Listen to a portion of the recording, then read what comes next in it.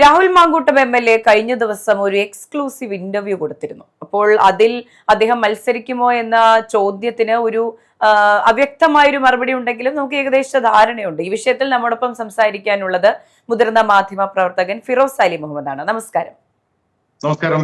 അതെ, അപ്പോൾ രാഹുൽ മാങ്കൂട്ടം പാലക്കാട് മത്സരിക്കുമോ എന്ന ചർച്ചകൾ കുറച്ചുകൂടി ചൂടേറിയിരിക്കുകയാണ്. അപ്പോൾ രാഹുൽ മത്സരിക്കാനുള്ള സാധ്യതയുണ്ടോ? വളരെ നിർണായകമായ ഒരു മണിക്കൂറിലാണ് രാഹുൽ മാങ്കൂട്ടത്തിന്റെ ആ ഇന്റർവ്യൂ വരുന്നത് എന്ന് നമ്മൾ ശ്രദ്ധിക്കുന്നു. സത്യത്തിൽ അത് രാഹുലിന്റെ കൂടെ ആവശ്യമായിരുന്നു. കാരണം ഇപ്പോ ആദ്യത്തെ പരാതിയിലാണ് ഇപ്പോഴും മുൻകൂർ ജാമ്യാപേക്ഷയിൽ വിധി വരാനുള്ളത്. 2-3 പരാതികളിൽ ഒന്നിൽ മുൻകൂർ ജാമ്യം ലഭിച്ചു, അടുത്തതിൽ അദ്ദേഹം ജയിലിൽ പോയി കിടന്നു 18 ദിവസത്തിന് ശേഷം ജില്ലാ കോടതിയിൽ നിന്ന് തന്നെ ജാമ്യം കിട്ടി.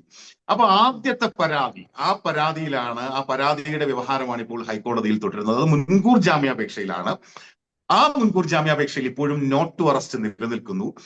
അതിന്റെ വിധി വന്നിട്ടുമില്ല. ഏത് സമയത്ത് നമ്മൾ ആ വിധി പ്രതീക്ഷിക്കുകയും ചെയ്യുന്നു. ഒപ്പം കഴിഞ്ഞ ദിവസം ഇപ്പോ ജില്ലാ കോടതിയുടെ ജഡ്ജ്മെന്റുകൾ 2 നമ്മൾ വായിച്ചാൽ രാഹുൽ മാങ്കൂട്ടത്തിന് അനുകൂലമായ നിരവധി പരാമർശങ്ങൾ അതിലുണ്ട്. അത് നടപടിക്രമങ്ങളിലെ വീഴ്ചയടക്കമുള്ള കാര്യങ്ങൾ, അതുപോലെ ഇതിലെ ഈ പീഡനം നടന്നു എന്നതിലുള്ള സംശയം കോടതി പ്രകടിപ്പിക്കുമല്ലോ. അപ്പൊ അതുകൊണ്ടാണല്ലോ 2 കേസുകളിൽ ജാമ്യം ലഭിക്കുന്നത്. അപ്പൊ ആദ്യത്തെ കേസുമായി ബന്ധപ്പെട്ട് ഹൈക്കോടതി കഴിഞ്ഞ ദിവസം പറഞ്ഞ കുറെ കാര്യങ്ങൾ ധാർമ്മികമായി പോലും പ്രശ്നമില്ല എന്നതടക്കമുള്ള പരാമർശങ്ങളുടെ കൂടി വെളിച്ചത്തിൽ നോട്ട് ടു അറസ്റ്റ് നിലനിൽക്കുന്ന രാഹുൽ മാങ്കൂട്ടത്തിൽ ഒരു അഭിമുഖം നൽകാൻ തയ്യാറാകുകയാണ്. അപ്പൊ സ്വാഭാവികമായിട്ടും അതിൽ വളരെ സൂക്ഷിച്ച് അത്രയും സൂക്ഷിച്ച് നൽകേണ്ട ഒരു അഭിമുഖമാണ്. ചിലപ്പോ ഈ ആദ്യത്തെ കേസുകളിലെ ജാമ്യ വ്യവസ്ഥകൾ ലംഘിക്കപ്പെടാൻ ഉള്ള സാഹചര്യം ചിലപ്പോൾ ഉണ്ടായി വന്നേക്കാം. അത് സൂക്ഷിക്കണം. അതുപോലെ ഒരു കേസിൽ ഇപ്പോഴും മുൻകൂർ ജാമ്യത്തിന്റെ വിധി വന്നിട്ടില്ല. ഇതിന്റെ എല്ലാം പശ്ചാത്തലത്തിലാണ് രാഹുൽ മാങ്കൂട്ടത്തിൽ ഒരു അഭിമുഖം നൽകാൻ തയ്യാറാകുന്നത്. അപ്പൊ പ്രധാനപ്പെട്ട ഒരു ചാനലിനെ തന്നെ ചിലപ്പോൾ അവർ അങ്ങോട്ട് സമീപിച്ചതായിരിക്കാം. നമുക്ക് അറിയില്ല എങ്ങനെയാണ് ആ അഭിമുഖം വരുന്നതെന്ന്. ഏതായാലും ഈ കേസുമായി ബന്ധപ്പെട്ട് വളരെ സെൻസിറ്റീവായ കാര്യങ്ങൾ ഒഴിവാക്കണം. കേസുമായി ബന്ധപ്പെട്ട് കേസിന്റെ മെറിറ്റിനെ ബാധിക്കുന്ന അല്ലെങ്കിൽ സബ്ജുഡൈസ് ആകാൻ സാധ്യതയുള്ള, കോടതി അലക്ഷ്യമാകാൻ സാധ്യതയുള്ള ചോദ്യങ്ങൾ ഒഴിവാക്കണമെന്ന് പറഞ്ഞുകൊണ്ട് ആ അഭിമുഖത്തിലേക്ക് രാഹുൽ മാങ്കൂട്ടത്തിൽ വരുന്നു. അക്കമിട്ടാണ് ആ അഭിമുഖത്തിൽ കാര്യങ്ങൾ രാഹുൽ മാങ്കൂട്ടത്തിൽ പറഞ്ഞു പോകുന്നത്. ഞാൻ അഭിമുഖത്തിലേക്കല്ല പോകുന്നത്, മറിച്ച് മേഘ പറഞ്ഞ പോലെ ആ അഭിമുഖത്തിൽ ചോദ്യകർത്താവായ ഇന്റർവ്യൂവറായ ഹാഷ്മിയുടെ ചോദ്യമുണ്ട്. ആ ചോദ്യം എന്ന് പറയുന്നത് പാലക്കാട് മത്സരിക്കുമോ, തെരഞ്ഞെടുപ്പിൽ മത്സരിക്കുമോ എന്നുള്ള ചോദ്യമാണല്ലോ.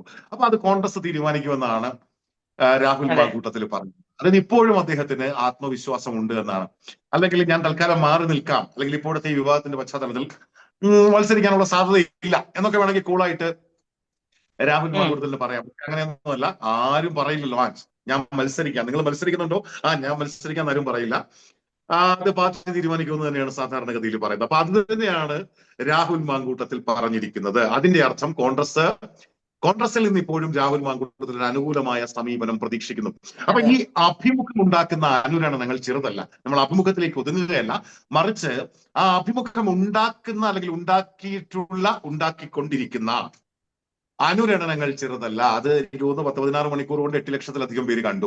10 ലക്ഷത്തിലധികം 24 മണിക്കൂറിനുള്ളിൽ 1 മില്യണിലേക്ക് പോകുന്ന ഇന്റർവ്യൂ എന്ന് പറഞ്ഞാൽ ആൾക്കാർ ശ്രദ്ധിക്കുന്ന ഇന്റർവ്യൂ തന്നെയാണെന്ന് നമുക്ക് മനസ്സിലാകുന്നു. രാഹുൽ എന്താണ് പറയാനുള്ളതെന്ന് ലോകമെമ്പാടുമുള്ള മലയാളികൾ ഇങ്ങനെ കാത്തിരുന്നു. അപ്പൊ അതിൽ കുറെ കാര്യങ്ങൾ അദ്ദേഹം കൃത്യമായിട്ടും പറഞ്ഞിട്ടുമുണ്ട്. അതിന് പറയാനുള്ള കാര്യങ്ങളൊക്കെ പറഞ്ഞിട്ടുണ്ട്.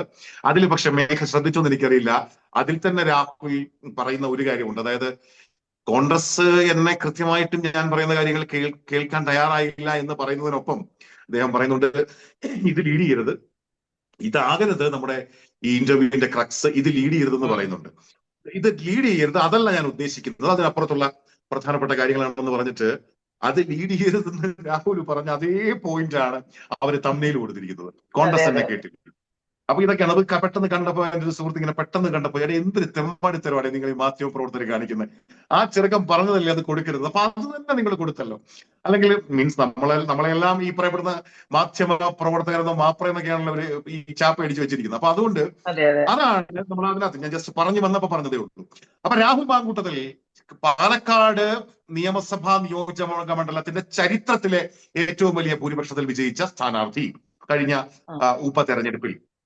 അവിടെ നിന്ന് രാഹുൽ മാങ്കൂട്ടത്തിന്റെ ജനസമിതി കുറഞ്ഞിട്ടുണ്ടോ എന്ന് ചോദിച്ചാൽ എനിക്ക് തോന്നുന്നത് ഈ വിവാദങ്ങൾ തന്നെ, പലപ്പോഴും നമ്മൾ അതിന് മുമ്പ് സംസാരിച്ചിട്ടുള്ളതാണ്, ഈ വിവാദങ്ങൾ തന്നെ പാലക്കാട് നിയമസഭാ നിയോജക മണ്ഡലത്തിന്റെ പരിധിയിൽ വരുന്ന ഈ നഗരസഭയുണ്ട്, അതുപോലെ മറ്റ് പഞ്ചായത്തുകളുണ്ട്. അവിടെയൊക്കെ ഉള്ള ഫലം പരിശോധിക്കുമ്പോൾ ഇത് രാഹുൽ മാങ്കൂട്ടത്തിൽ എഫക്ട് അത് പോസിറ്റീവായിട്ട് അവിടെ സംഭവിച്ചിട്ടുണ്ട് എന്നാണ് നമുക്ക് മനസ്സിലായത്. നമ്മൾ എടുത്തു വെച്ച് പഠിക്കുമ്പോൾ ഈ കണ്ണാടി, മാത്തൂര്, പിരായി പഞ്ചായത്തുകളിലെ റിസൾട്ട്, പാലക്കാട് നഗരസഭയിലെ റിസൾട്ട് ഒക്കെ എടുത്തു വെച്ച് പഠിക്കുമ്പോൾ അല്ലെങ്കിൽ പരിശോധിക്കുമ്പോൾ അവിടെയെങ്കിലും കോൺഗ്രസിന് എവിടെയെങ്കിലും തിരിച്ചടി ഉണ്ടായിട്ടില്ല. വലിയ വലിയ തരത്തിലുള്ള മുന്നേറ്റമാണ് അവിടെയൊക്കെ ഉണ്ടായിട്ടുള്ളത്. അവിടെയൊക്കെ പല മണ്ഡലങ്ങളിലും എന്ന് പറയുമ്പോൾ പല പഞ്ചായത്തുകളിലും രാഹുൽ മാങ്കൂട്ടത്തിൽ നേരിട്ടിറങ്ങി പ്രചാരണം നടത്തിയ സ്ഥലങ്ങളാണ്.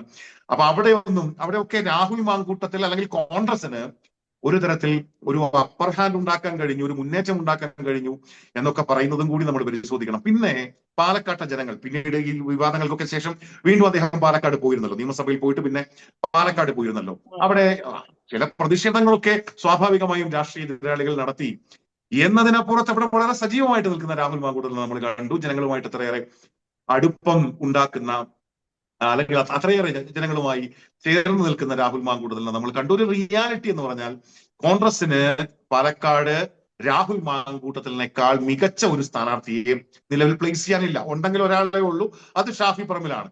എനിക്ക് തോന്നുന്നു ഈ വിവാദങ്ങളുടെയൊക്കെ ഒരു നിലവിലുള്ളൊരു പശ്ചാത്തലം വെച്ചിട്ട് ഇനി ഷാഫി പറമ്പിലിനേക്കാൾ മെച്ചപ്പെട്ട സ്ഥാനാർത്ഥിയായിട്ട് രാഹുൽ മാങ്കൂട്ടത്തിൽ മാറിയിട്ടുണ്ടോ പാലക്കാടിനെ സംബന്ധിച്ച് എന്ന് പോലുമുള്ള സംശയമാണ്.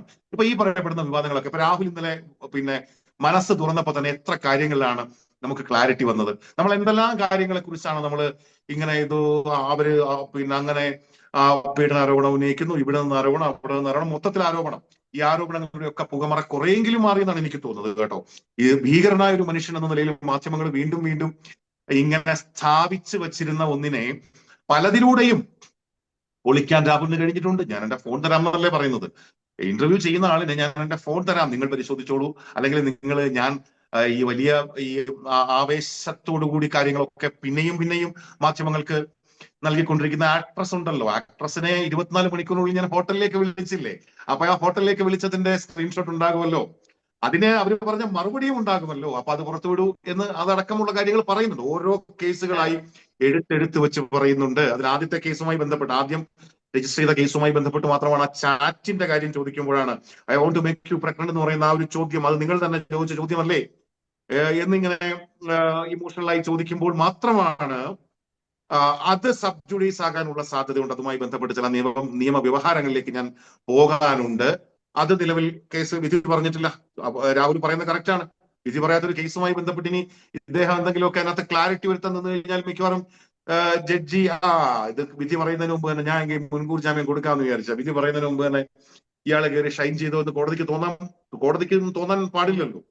അപ്പോ ആ നിലയ്ക്കൊക്കെയാണ് ആ ഏരിയയിലേക്ക് അദ്ദേഹം കൂടുതൽ പോവാത്തത്. ബുദ്ധിപരമായിട്ടാണ് എനിക്ക് തോന്നുന്നത്. അപ്പൊ ഈ കോൺഗ്രസ് നിലവിൽ അവിടുത്തെ ഏറ്റവും മികച്ച സ്ഥാനാർത്ഥി, അവർക്ക് ഫീൽഡ് ചെയ്യാൻ പറ്റുന്ന ഏറ്റവും മികച്ച സ്ഥാനാർത്ഥി എന്ന നിലയിൽ രാഹുൽ മാങ്കൂട്ടലിനെ ഇവിടെ മത്സരിപ്പിക്കാനുള്ള ഒരു ആലോചനയിലേക്ക് വരുന്ന ദിവസങ്ങളിൽ പോകേണ്ടി വരുമെന്നാണ് തോന്നുന്നത്. അതിന്റെ ഒരു കാരണം ഇപ്പൊ ഈ പ്രിവിലേജ് ആൻഡ് എത്തിക്സ് കമ്മിറ്റി ഇദ്ദേഹത്തെ അയോഗ്യനാക്കാനുള്ള അതുമായി ബന്ധപ്പെട്ടൊക്കെ ഇങ്ങനെ അത്തരം കാര്യങ്ങൾക്കെതിരെ കോൺഗ്രസ് നിലപാട് എടുക്കുന്നു അതിശക്തമായിട്ട് പ്രധാനപ്പെട്ട കാര്യമാണ്. ഇപ്പൊ ഇന്നത്തെ അഭിമുഖത്തിൽ തന്നെ വി ഡി സതീശനെ എങ്ങനെയെങ്കിലും ഈ കോൺഗ്രസിനെതിരെ രാഹുൽ മാങ്കൂട്ടത്തിനെ കൊണ്ട് പറയിപ്പിക്കാൻ ഹാഷ്മി ശ്രമിച്ചിട്ടുണ്ട്. പക്ഷെ അപ്പോഴൊന്നും അത് പറയാൻ അല്ലെങ്കിൽ അങ്ങനെ ഒരു തരത്തിൽ ഇപ്പൊ വി ഡി സതീശനുമായി ബന്ധപ്പെട്ട് പോലും എന്റെ ഈ വിഷയവുമായി ബന്ധപ്പെട്ട് വേട്ടയാടപ്പെട്ട ഒരാളാണ് പ്രതിപക്ഷ നേതാവ് എന്ന നിലയിലാണ് രാഹുൽ സംസാരിക്കുന്നത്.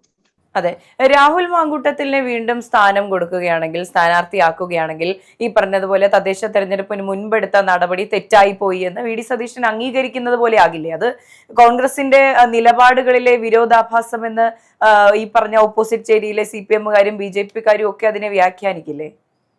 വേണമെങ്കിൽ ചോദ്യങ്ങൾ വരാം, അങ്ങനെയുള്ള ചോദ്യങ്ങൾ വരാം. താങ്കളുടെ ഉത്തമമായ ബോധ്യം എവിടെ പോയി? അപ്പോൾ വേണമെങ്കിൽ അങ്ങനെ ഡിഫെൻഡ് ചെയ്യാനോ അദ്ദേഹത്തിന് പറ്റുമല്ലോ. അതെ, ഞങ്ങള് CPM-നെ പോലൊരു പാർട്ടിയല്ല. ഇത്തരത്തിലുള്ള ആക്ഷേപങ്ങൾ വന്നപ്പോ അങ്ങനെ ആരോപണ വിധേയനായ ഒരാൾ അല്ലെങ്കിൽ സ്ത്രീകളെ വേട്ടയാടുന്നു എന്ന് ആക്ഷേപം നിലനിൽക്കുന്ന ഒരു സാഹചര്യത്തിൽ അങ്ങനെ ഒരാൾ നിലവിൽ ഞങ്ങളുടെ പാർട്ടിയുടെ ഭാഗമായി നിൽക്കരുത് എന്ന് ഞങ്ങൾ ആഗ്രഹിച്ചിരുന്നു. അതുകൊണ്ട് ഞങ്ങൾ മാതൃകാപരമായ നടപടിയെടുത്തു. CPM എടുത്തിട്ടുണ്ടോ, വേറെ ഏതെങ്കിലും പാർട്ടികൾ എടുത്തിട്ടുണ്ടോ, ഇന്ത്യയിൽ ഏതെങ്കിലും പാർട്ടികൾ എടുത്തിട്ടുണ്ടോ എന്നൊക്കെയുള്ള ചോദ്യങ്ങൾ ചോദിക്കാം. ഇപ്പോൾ ഈ 3 കേസിന്റെയും അവസ്ഥ എന്താണെന്ന് തിരിച്ചു ചോദിക്കാമെന്ന് വെച്ചാൽ ചോദിക്കാനുള്ള അത്രയും ഈ ഒരു വിഷയത്തിലേക്ക് തന്നെ കേന്ദ്രീകരിച്ചുകൊണ്ട് നിരന്തരമായി മറുപടി പറഞ്ഞുകൊണ്ടിരിക്കുമെന്ന് എനിക്കറിയില്ല. എങ്കിലും ഇപ്പൊ ഒറ്റ പ്രാവശ്യമായിരിക്കുമല്ലോ നിലപാട് വ്യക്തമാക്കേണ്ടി വരിക. അപ്പൊ എല്ലാ ദിവസവും രാഹുൽ മാങ്കൂട്ടത്തിൽ എന്ന് പറഞ്ഞ ആൾക്കാർ ബൈക്കുമായിട്ട് പോകുന്നത് എനിക്കറിയില്ല. ഇനി അങ്ങനെ ആണെങ്കിൽ തന്നെ ഇതിൽ കൃത്യമായിട്ട് ഞങ്ങൾ പുറത്താക്കി. പക്ഷെ അദ്ദേഹത്തെ അവിടുത്തെ ഒരു ഞങ്ങളുടെ പാർട്ടിയിൽ നിന്ന് പുറത്തു നിൽക്കുന്ന ഒരാളെന്ന നിലയിലോ അല്ലെങ്കിൽ പാർട്ടിയിൽ തിരിച്ചെടുത്തിട്ടോ ഞങ്ങൾക്ക് അവിടെ വേണമെങ്കിൽ പിന്തുണച്ചാലും മതിയല്ലോ. കോൺഗ്രസ് ഒരു സ്ഥാനാർത്ഥി നിർത്തുന്നില്ല, വേണമെങ്കിൽ പിന്തുണയ്ക്കാം. അങ്ങനെ വേണമെങ്കിൽ ഒരു നിലപാട് സ്വീകരിക്കാം. അല്ലെങ്കിൽ ഈ പറയപ്പെടുന്ന കാര്യങ്ങളൊക്കെ പറയാമല്ലോ. 3 കേസിലും ഇപ്പോൾ രാഹുൽ മാങ്കൂട്ടത്തിൽ ജാമ്യത്തിലാണ്. ഒരു കേസിൽ ശരിയാണ് ജയിലിൽ പോയി, പക്ഷേ അദ്ദേഹത്തിന് അതിന് മുമ്പ് മുൻകൂർ ജാമ്യത്തിന് പോകാനുള്ള അവസരം കിട്ടിയിട്ടില്ല. അപ്പൊ 3 കേസിന്റെ അവസ്ഥ ഇതാണ്. ഇനി പരാതികൾ വരികയാണെങ്കിൽ വരട്ടെ, ഞങ്ങൾ മാതൃകാപരമായിട്ട് തന്നെ നടപടി സ്വീകരിക്കുമെന്നൊക്കെ വേണമെങ്കിൽ പറഞ്ഞു പോകാം. ഇതിപ്പോ CPM ആണെങ്കിൽ സിമ്പിൾ ആയിട്ട് പറഞ്ഞേനെ, അത് ഞങ്ങൾ തീരുമാനിച്ചോളാം. തൽക്കാലം നിങ്ങളുടെ അഭിപ്രായം ഞങ്ങൾക്ക് അറിയേണ്ട, ഞങ്ങൾ ആവശ്യമുള്ളപ്പോ ചോദിച്ചോളാം. ഞങ്ങളുടെ ഈ പറയപ്പെടുന്ന പോലെ സംസ്ഥാന സമിതി അല്ലെങ്കിൽ സെക്രട്ടേറിയറ്റ് ഒക്കെ ഒരു തീരുമാനം എടുക്കും. ആ തീരുമാനമാണ് തീരുമാനം, വേറെ തീരുമാനമൊന്നുമില്ല. മാധ്യമപ്രവർത്തകരുടെ തീരുമാനം ഇങ്ങോട്ട് വേണ്ട, ഞങ്ങൾ തീരുമാനം എടുത്തോളാം എന്ന് കൃത്യമായിട്ടും CPM ആണെങ്കിൽ പറഞ്ഞേനെ. പക്ഷെ കോൺഗ്രസ് ആയതുകൊണ്ട് നമുക്ക് 100% രാഹുൽ മാങ്കൂട്ടലിന്റെ പിന്തുണ പ്രഖ്യാപിച്ചുകൊണ്ട് അദ്ദേഹത്തെ കോൺഗ്രസ് സ്ഥാനാർത്ഥിയായി പ്രഖ്യാപിക്കുമെന്ന് ഈ ഘട്ടത്തിൽ നമുക്ക് പറയാൻ പറ്റുന്നില്ല. പക്ഷെ ഓരോ ദിവസവും ഈ കാര്യങ്ങൾ മാറിക്കൊണ്ടിരിക്കുമല്ലോ. ഹൈക്കോടതിയിൽ നിന്ന് അടുത്ത ദിവസം ജഡ്ജ്മെന്റ് വരാനിരിക്കുന്നു. അതുപോലെ ഇപ്പോ ഈ ഇദ്ദേഹത്തെ അയോഗ്യനാക്കാനുള്ള നീക്കത്തിനെതിരെ കോൺഗ്രസ് ഒരു സ്റ്റാൻഡ് എടുത്തിരിക്കുന്നു. അപ്പൊ അങ്ങനെയൊക്കെയുള്ളൊരു പശ്ചാത്തലം ഉണ്ട്. മാത്രമല്ല ഇദ്ദേഹത്തിന്റെ ജനസമിതിയെ കുറിച്ച് കോൺഗ്രസ് ഓരോ ദിവസവും കൂടുതൽ ബോധ്യപ്പെട്ടുകൊണ്ടിരിക്കുകയുമാണ്. കോൺഗ്രസിന് അദ്ദേഹത്തിന് ജനസമിതി ഉണ്ട് എന്നുള്ള കാര്യം, അദ്ദേഹത്തിന് ജനസമിതി ഒട്ടും കുറഞ്ഞിട്ടില്ല എന്നുള്ള കാര്യം, അദ്ദേഹത്തിന്റെ ജനസമിതി ഓരോ ദിവസവും കൂടി വരികയാണ് എന്നുള്ള കാര്യം അതെനിക്ക് തോന്നുന്നത് അദ്ദേഹത്തിന്റെ അഭിമുഖത്തിൽ തന്നെ അദ്ദേഹം കുറച്ച് കാര്യങ്ങൾ പറഞ്ഞിട്ടുണ്ട്. എനിക്ക് വേണ്ടി വഴിപാടുകൾ നേരുന്ന അമ്മമാർ, സഹോദരിമാർ, അവര് പറഞ്ഞ ആരാധനാലയങ്ങളിലെല്ലാം പോകണമെങ്കിൽ ഞാൻ എന്റെ ജീവിതകാലം മുഴുവൻ ഏതെങ്കിലും ആരാധനാലയങ്ങളിലേക്ക് അല്ലെങ്കിൽ ഒരു തീർത്ഥയാത്ര നടത്തേണ്ടി വരും എന്ന നിലയിലേക്ക് അയാളെ ആളുകൾ സ്നേഹിക്കുന്നുണ്ട്. ഇപ്പൊ ഇതെല്ലാം കൂടി വരുന്ന പശ്ചാത്തലത്തിൽ കോടതിയും കൂടി പല ആർഗ്യുമെന്റ്സും തള്ളിക്കളയുന്ന, പരാതികൾ തള്ളിക്കളയുന്ന പശ്ചാത്തലത്തിൽ ഇയാളെ രാഷ്ട്രീയമായി വേട്ടയാടിയെന്ന് തന്നെയല്ലേ ജനങ്ങൾ മനസ്സിലാക്കേണ്ടത്. കോടതിയും അങ്ങനെയാണ് പറയുന്നത്. അതിനപ്പുറം എന്ത് ബോധ്യമാണ് ജനങ്ങൾക്ക് വേണ്ടത് എന്നൊരു ചോദ്യം കൂടിയുണ്ട്. അതെ, അപ്പോൾ കഴിഞ്ഞ കുറച്ച് നാളുകൾ മുൻപാണെങ്കിൽ ചിലപ്പോൾ രാഹുൽ മാങ്കൂട്ടം കുറച്ചുനാൾ രാഷ്ട്രീയത്തിൽ നിന്ന് മാറി നിന്ന് തിരിച്ചു വരുമെന്നാണ് നമ്മൾ എല്ലാവരും വിചാരിച്ചിരുന്നത്. പക്ഷേ ഇപ്പോഴത്തെ ഒരു സാഹചര്യം പരിശോധിക്കുകയാണെങ്കിൽ ഈ നിയമസഭാ തെരഞ്ഞെടുപ്പിൽ തന്നെ ഒരു സ്ഥാനാർത്ഥിയാകും, അല്ലെങ്കിൽ കോൺഗ്രസിനോട് ചേർന്ന് നിൽക്കുമെന്ന് തന്നെയാണ് മനസ്സിലാകുന്നത്. ഇപ്പോൾ CPM-ലേക്കോ BJP-യിലേക്കോ പോകാനുള്ള സാധ്യതയും അദ്ദേഹം പൂർണ്ണമായി തള്ളുകയാണ്. അപ്പോൾ രത്നചുരുക്കം അദ്ദേഹം ഉടൻ മത്സര രംഗത്ത് തന്നെ ഉണ്ടാകും അല്ലേ? അതായത് ഇപ്പൊ 3ാമത്തെ പരാതി അതിൽ ശ്രദ്ധിക്കേണ്ട ഒരു കാര്യം, നമ്മളൊക്കെ ഈ 2ാമത്തെ പരാതിക്ക് ശേഷവും നമ്മൾ കൃത്യമായിട്ടും രാഹുൽ മാങ്കൂട്ടത്തിൽ തന്നെ പാലക്കാട് മത്സരിക്കും. അത് ഏത് നിമിഷവും ആ സ്ഥാനാർത്ഥി പ്രഖ്യാപനം സ്വാഭാവികമായിട്ടും അവസാന റൗണ്ടിലേ ഉണ്ടാകത്തുള്ളൂ. പക്ഷെ ഏത് നിമിഷവും അങ്ങനെ ഒരു മാറ്റം ഉണ്ടാകാം, അതിനാണ് കൂടുതൽ സാധ്യത എന്ന് തന്നെയാണ് പറഞ്ഞിരുന്നത്. അപ്പൊ അതിനിടയിലാണ് 3ാമത്തെ കേസ് കൂടി വരികയും ഇദ്ദേഹം ജയിലിൽ പോവുകയും ചെയ്യുന്നത്. അപ്പൊ ഇദ്ദേഹം ജയിലിൽ 2ാമത്തെ കേസൊക്കെ പൊളിഞ്ഞ് പാളീസായി. അത് പൂർണ്ണമായിട്ടും ജില്ലാ കോടതി തന്നെ തള്ളിക്കളഞ്ഞു, അല്ലെങ്കിൽ മുൻകൂർ ജാമ്യം കൊടുത്തു. 3ാമത്തെ കേസ് വന്നപ്പോ ജയിലിലൊക്കെ പോയപ്പോ വീണ്ടും വലിയ കോലാഹലങ്ങൾ ഉണ്ടാകുന്നു. അപ്പൊ സാധാരണക്കാരൻ എന്താ വിചാരിക്കുന്നത്?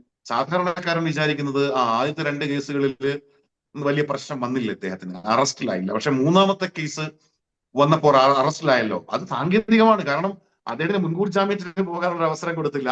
അദ്ദേഹം അറിഞ്ഞിട്ട് പോലുമില്ല ഏതാ വകുപ്പ്, ഏതാണ് പരാതി എന്നാണ് ഒന്നും അറിയിക്കാതെ പാതിരാത്രിയിൽ ഇരുട്ടിന്റെ മറവിൽ പോയി അറസ്റ്റ് ചെയ്തിട്ട് ഒരാളിനെ കൊണ്ടുപോകണം. അപ്പൊ അങ്ങനെ ആകുമ്പോൾ അയാൾക്കൊന്നും ചെയ്യാൻ പറ്റില്ല. പിന്നെ ആ വകുപ്പുകൾ പ്രകാരം അയാൾ റിമാൻഡിൽ പോകും. പക്ഷെ ആ വകുപ്പുകൾ നിൽക്കും എന്ന് അദ്ദേഹത്തിന് ജാമ്യം കൊടുത്തുകൊണ്ട് ജില്ലാ കോടതി പറഞ്ഞിട്ടുണ്ടോ? ആ വകുപ്പുകൾ നിൽക്കുമെന്ന് കൂടുതൽ തെളിവുകൾ ഹാജരാക്കിയാലേ ആ വകുപ്പുകൾ നിൽക്കൂ എന്നുള്ളത് കൊണ്ടാണല്ലോ അദ്ദേഹത്തിന് ഈ 18ാം ദിവസം ജാമ്യം കൊടുക്കുന്നത് ആ കേസിൽ. അതുപോലെ തന്നെ മജിസ്ട്രേറ്റ് കോടതിയുടെ അഭിപ്രായമല്ലല്ലോ, അല്ലെങ്കിൽ ആ മജിസ്ട്രേറ്റ് കോടതി തള്ളിക്കളഞ്ഞ വാദങ്ങളൊക്കെ ജില്ലാ കോടതി അംഗീകരിച്ചല്ലോ. നടപടിക്രമങ്ങളിലെ പ്രശ്നങ്ങളടക്കം, പോലീസിംഗിന്റെ പ്രശ്നങ്ങളടക്കമുള്ള കാര്യങ്ങളെല്ലാം ജില്ലാ കോടതി അംഗീകരിച്ചു. അപ്പൊ 3ാമത്തെ പരാതി വന്ന് അദ്ദേഹം ജയിലിൽ പോയി എന്നുള്ള റിയാലിറ്റി അവിടെ നിൽക്കുമ്പോഴും 3ാമത്തെ പരാതിയിലെ അദ്ദേഹത്തിന്റെ ബെയിൽ ഓർഡർ, അദ്ദേഹം സമർപ്പിച്ച ഈ ജാമ്യ ഹർജിയിലെ വിധി, അതിന്റെ ഓർഡർ എടുത്തു വെച്ച് നമ്മൾ പഠിക്കുമ്പോൾ നമുക്ക് മനസ്സിലാകും രാഹുൽ മാങ്കൂട്ടലിന്റെ അഭിഭാഷകൻ പറഞ്ഞ കാര്യങ്ങളാണ് കോടതി അംഗീകരിച്ചിരിക്കുന്നത്.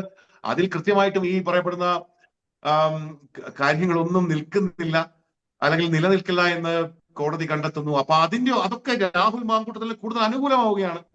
ഈ 3ാമത്തെ കേസ് വന്നതും ജയിലിൽ പോയതും ജില്ലാ കോടതിയിൽ നിന്ന് തന്നെ അങ്ങനെ ഒരു ജഡ്ജ്മെന്റ് കിട്ടുന്നതുമൊക്കെ, രാഹുലിന് അനുകൂലമായ ഒരു ജഡ്ജ്മെന്റ് കിട്ടുന്നതുമൊക്കെ രാഹുൽ മാങ്കൂട്ടത്തിന് കൂടുതൽ അനുകൂലമായ ഘടകങ്ങളായി മാറുകയാണ്. രാഹുൽ മാങ്കൂട്ടലിന്റെ മുകളിൽ ഉണ്ടായിരുന്ന സംശയം കുറേശ്ശെയായി പൊതുസമൂഹത്തിന്റെ ഇടയിൽ നിന്ന് നീങ്ങി വരികയാണ്. കോൺഗ്രസിന് പോലും എന്ത് പറയാൻ പറ്റൂ ഇനി? ഈ അടുത്ത കേസിലും കൂടെ മുൻകൂർ ജാമ്യം കിട്ടിക്കഴിഞ്ഞാൽ ഈ കേസുകളുടെ അവസ്ഥ എന്താണെന്ന് സ്വാഭാവികമായിട്ടും പൊതുസമൂഹം കോൺഗ്രസിനെ വിചാരണ ചെയ്യുന്ന ഒരു സാഹചര്യം പറ്റില്ല. നിങ്ങൾ എന്തിനാണ് അയാളെ മാറ്റി നിർത്തിയിരിക്കുന്നത്? അയാൾ 3 കേസുമായി ബന്ധപ്പെട്ടും കൃത്യമായും നിയമ നടപടികളിലൂടെ മുന്നോട്ട് പോയി. അയാൾക്ക് 2 കേസ്, ഒരു കേസിൽ മുൻകൂർ ജാമ്യം കിട്ടി, ഒരു കേസിൽ ജാമ്യം കിട്ടി, ജയിലിൽ കിടന്ന് ജാമ്യം കിട്ടി, 2ഉം ജില്ലാ കോടതിയിൽ നിന്ന് കിട്ടി. മറ്റൊരു കേസിൽ ഈ പീഡനാരോപണം, ബലാത്സംഗ കേസ് ജില്ലാ കോടതി തള്ളിക്കളഞ്ഞു. എന്നാൽ ഈ നിർബന്ധിത ഗർഭഛിദ്രം നിലനിൽക്കും എന്ന് ഉള്ള സംശയത്തിന്റെ അടിസ്ഥാനത്തിൽ അവർ ഹൈക്കോടതിയിലേക്ക് വിട്ടു. ഹൈക്കോടതി അദ്ദേഹത്തിന് മുൻകൂർ ജാമ്യം കൊടുത്തു എന്ന് വിചാരിക്കുക, മുൻകൂർ ജാമ്യം കിട്ടുമെന്ന് നമ്മൾ വിചാരിക്കുകയാണ് ആ കേസിലും. അങ്ങനെയാണെങ്കിൽ പിന്നെ എന്താണ് ഇനിയിപ്പോ അദ്ദേഹം എന്താണ് ചെയ്യേണ്ടത്? ഇദ്ദേഹം മാറി നിൽക്കേണ്ട ആവശ്യം എന്താണ്? ഇദ്ദേഹം എങ്ങോ ഓടിപ്പോകുന്ന ആളല്ലല്ലോ, ഇദ്ദേഹം ഇവിടെ ഉണ്ടല്ലോ. ഇദ്ദേഹം ഇവിടെ നിന്ന് ഈ കേസുകളെ നേരിടട്ടെ, അങ്ങനെയല്ലേ അതിന്റെ ഒരു രീതി? അല്ലെങ്കിൽ അദ്ദേഹം കുറ്റക്കാരനാണെന്ന് വിധിക്കാൻ കോൺഗ്രസ് കോടതിയാണോ? കോടതി അവിടെ ഉണ്ടല്ലോ, കോടതി പറഞ്ഞ റിയാലിറ്റി അവിടെ നിൽക്കുന്നു. അപ്പൊ KPCCക്ക് പ്രത്യേകം കോടതി ഇല്ലാത്ത സ്ഥിതിക്ക് അദ്ദേഹം ജനങ്ങളുടെ കോടതിക്ക് മുമ്പിലുണ്ട്, അദ്ദേഹം ഇന്ത്യയിലെ നീതിന്യായ സംവിധാനത്തിന്റെ മുമ്പിലുണ്ട്. ആ കോടതികൾ തീരുമാനിക്കട്ടെ, ജനങ്ങളുടെ കോടതികൾ തീരുമാനിക്കട്ടെ എന്നതല്ലേ അതിന്റെ ശരി. അപ്പൊ അതുകൊണ്ട് തന്നെ രാഹുൽ മാങ്കൂട്ടത്തിൽ പാലക്കാട് മത്സരരംഗത്ത് ഉണ്ടാകില്ല എന്ന് പൂർണ്ണമായിട്ടും നമുക്ക് പറയാൻ കഴിയുന്നൊരു സാഹചര്യമല്ല. അദ്ദേഹം പാലക്കാട് മത്സരരംഗത്തുണ്ടാകാനുള്ള സാധ്യത ഏതാണ്ട് അതിന്റെ ശതമാനം വർദ്ധിച്ചുകൊണ്ടിരിക്കുന്നു. ഇപ്പൊ ഒരു അഭിമുഖം മാത്രമേ വന്നിട്ടുള്ളൂ. ഇനിയും മണിക്കൂറുകൾ, ദിവസങ്ങളൊക്കെ ഉണ്ടല്ലോ, മാസങ്ങളുണ്ടെന്ന് നമ്മൾ പറയുന്നില്ല. ഈ ദിവസങ്ങൾക്കുള്ളിൽ എന്തെങ്കിലുമൊക്കെ അപ്രതീക്ഷിതമായി പലതും സംഭവിക്കുമെന്ന് തന്നെയാണ് മേഘ നമുക്ക് കരുതേണ്ടത്. അതെ, അപ്പോൾ വരും ദിവസങ്ങളിൽ ചിലപ്പോൾ 1-2 ആഴ്ചകൾക്കുള്ളിൽ തന്നെ പൂർണ്ണമായി എല്ലാ സ്ഥാനാർത്ഥികളുടെയും പട്ടിക കോൺഗ്രസ് പുറത്തുവിടും. അപ്പോൾ ഇതിനെ സംബന്ധിച്ചുള്ള വ്യക്തമായ ചിത്രം നമുക്ക് ലഭിക്കും. ഇപ്പോൾ രാഹുൽ മാങ്കൂട്ടം മത്സരിക്കുന്നില്ല എങ്കിൽ പോലും മത്സരിക്കുന്ന സ്ഥാനാർത്ഥിക്ക് പൂർണ്ണ പിന്തുണയുമായി പ്രചാരണ രംഗത്ത് തന്നെ ഉണ്ടാകും എന്ന് തന്നെയാണ് ഇപ്പോൾ വിലയിരുത്താൻ സാധിക്കുന്നത്. എന്തായാലും ചർച്ചയിൽ പങ്കെടുത്തതിന് നന്ദി.